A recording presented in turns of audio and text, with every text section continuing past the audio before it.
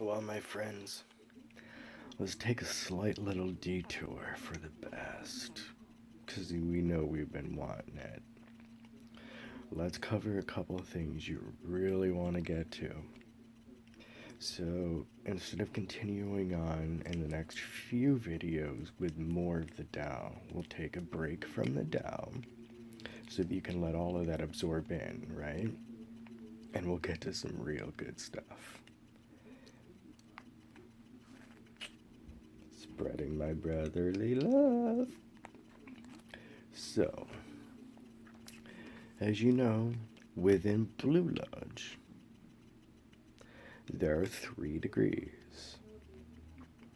You have entered Apprentice,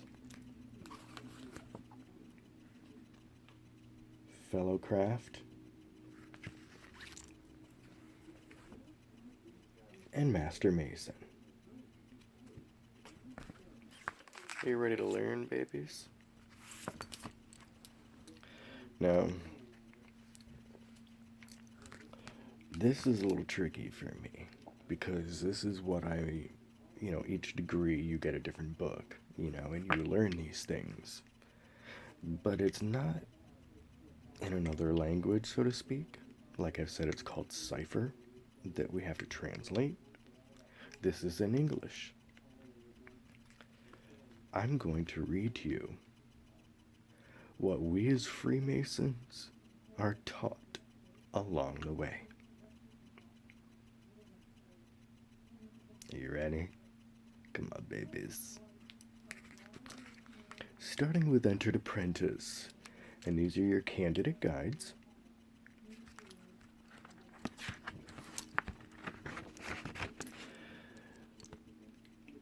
This handbook was developed to introduce the newly initiated Entered Apprentice Mason to the vast body of knowledge and symbolism associated with modern Freemasonry in a meaningful and understandable way.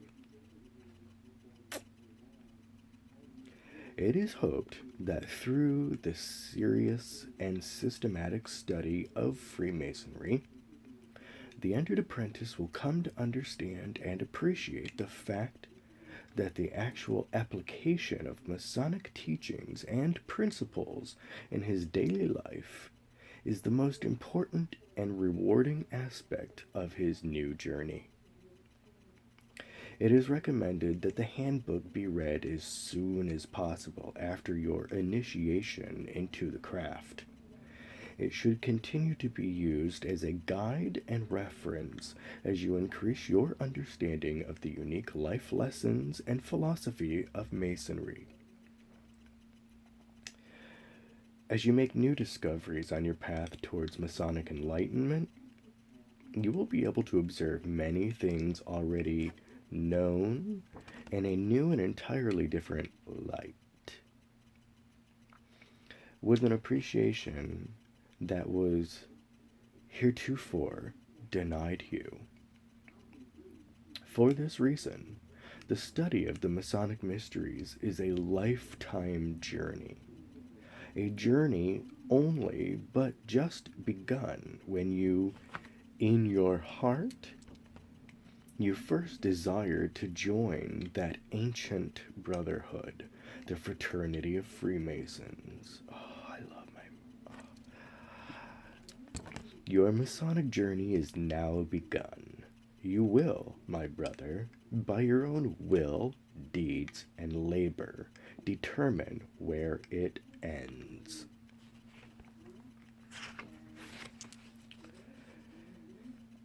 Freemasonry is an initiatic order.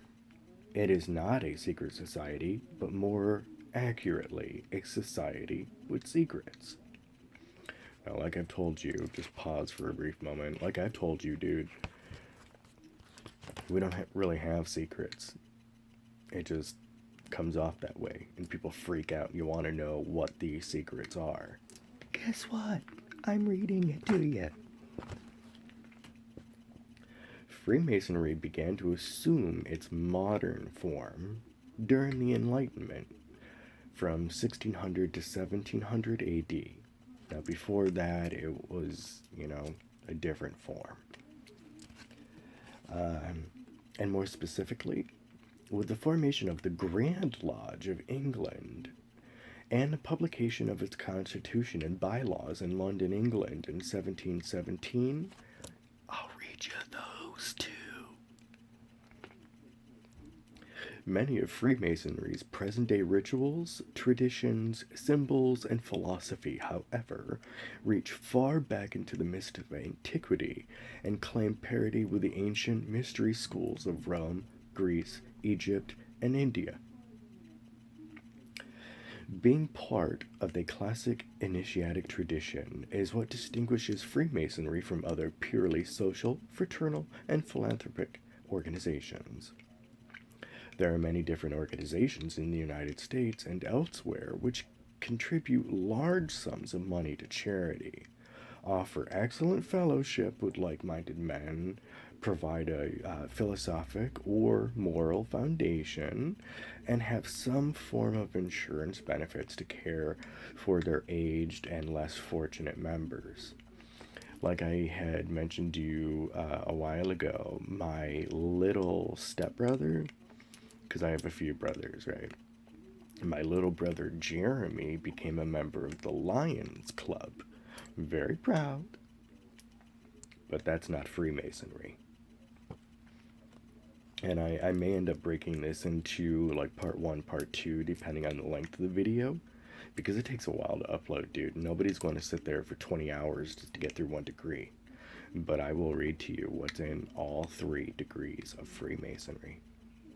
And I'll even read you the Constitution and bylaws.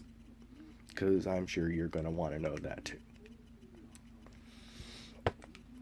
Freemasonry is unique, however, in that it alone not only embodies all these things, but is actually rooted in offering good men a tradition-based initiation within a proven philosophical, moral, and non-denominational spiritual framework, one which attempts to explain and understand the core mysteries of life and death.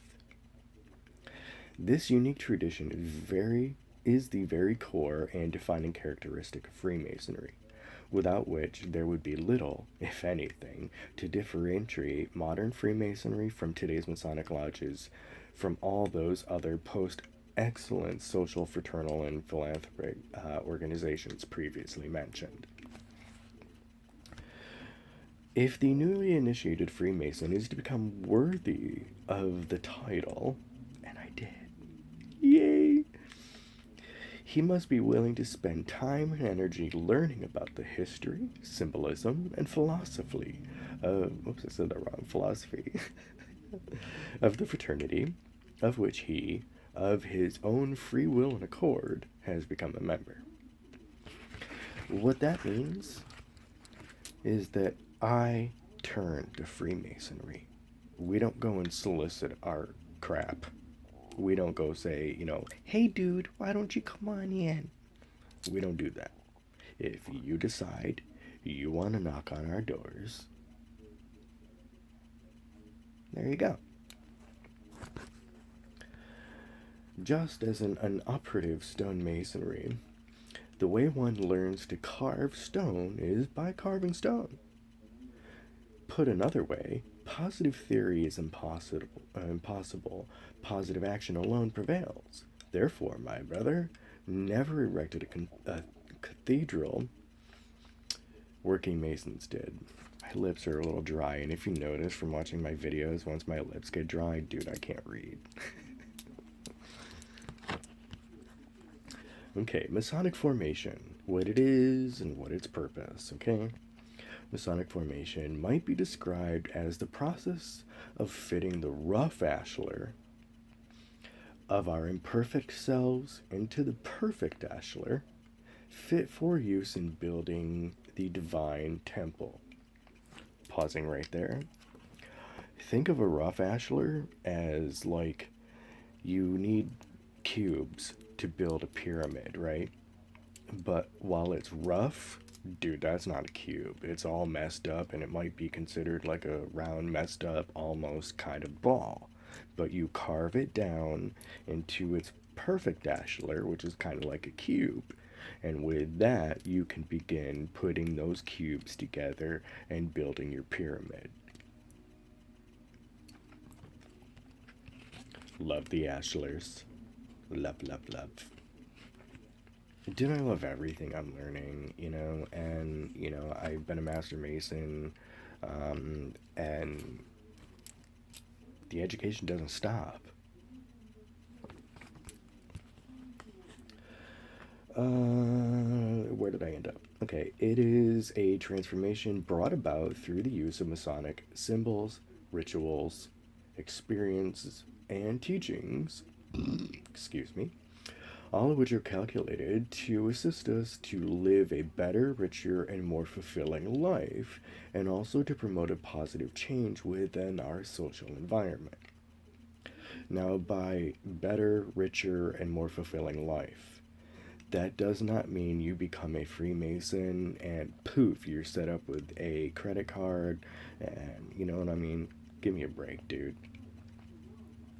But it is, like I've said before, you're not trying to be better than anyone else. You're trying to be better than you were the day before.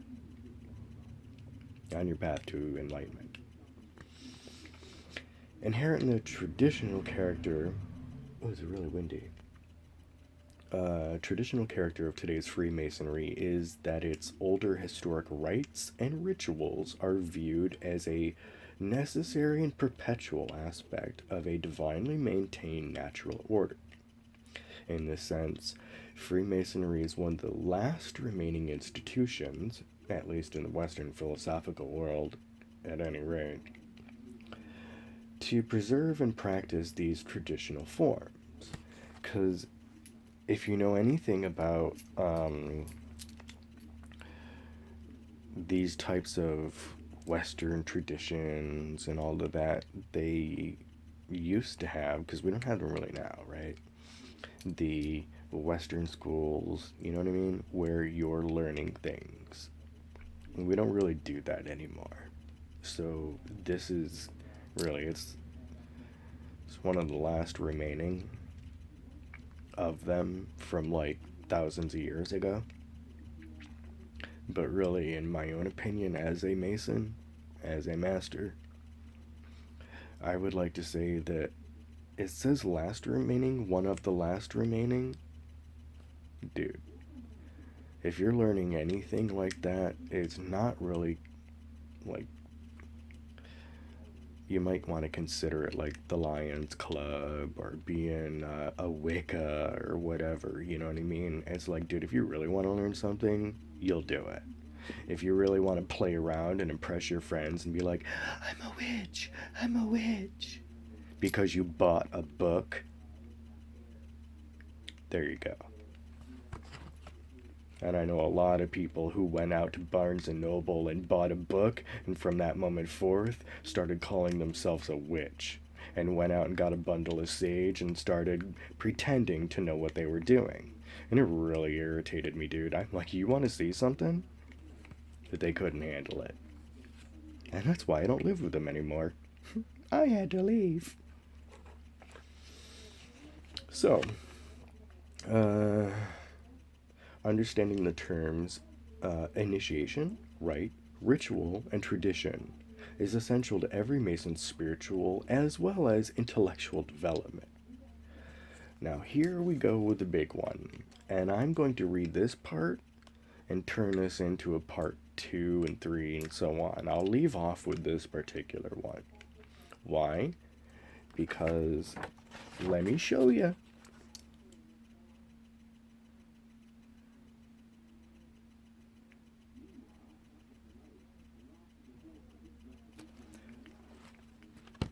It may have been a little blurry, dude, but I think you saw what you saw. The Masonic Secret.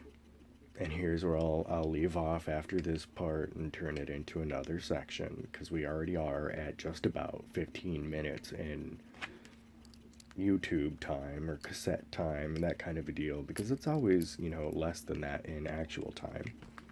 But I don't want to make them too long for everyone. So, the Masonic Secret. ineffable, and incommunicable. While Freemasonry is an organization that has rules, regulations, archives, and minutes that most people like play with their phone through or sleep through, and that irritates me personally. It may not irritate somebody else, but if you're in lodge with me and you pull out your phone or something, unless it's an emergency or, like, come on, give me a break, don't be sitting there sleeping and playing, video games and that. You take Masonry seriously or you get out of my lodge. And I'll freak out, dude. You take this seriously because I take this seriously. And if Masonry's not in your heart, you and I have a problem. Only the transmission of Masonic traditions through the proper ritual forms and ancient ceremonies, and they are very ancient ceremonies, can communicate the personal, philosophical, spiritual, ethical, and moral end state, which is the fundamental purpose of Freemasonry. An uninitiated or profane person, Cohen, however you want to pronounce it. I've always said Cohen because it just feels better for me, and it probably is wrong. Who somehow discovered all of our Masonic ritual from having read their descriptions and handbooks and books and on the internet, because there's a lot of crap and people want to make it look like they really know what they're talking about, and they really don't. Where did I just leave off? Would still not be initiated in a way for the personal, meaningful influence inherent in those sacred and properly conducted rites would in no way have been transmitted to him. Okay? So, I'm on page 6 of Entered Apprentice. These are a couple tools here, dude. These are a couple more tools here, dude. And this is my tool, dude. So, I'm on page 6. There's a total of 40 in this book. Okay? So, I'm going to have a couple of parts. Part 1, 2, 3, however. But I'll read you everything. Namaste. I hope you're having a great day. Feel free to subscribe, pass these videos around, and if you are one of the people that wants to slam Freemasonry because you saw a video on the internet and it was all done properly, like God came down and spoke to you himself, right? Were they picking up a book and reading from it to you? Or were they just spewing out a bunch of garbage that you believe because you're that stupid? So, stay tuned for part 2.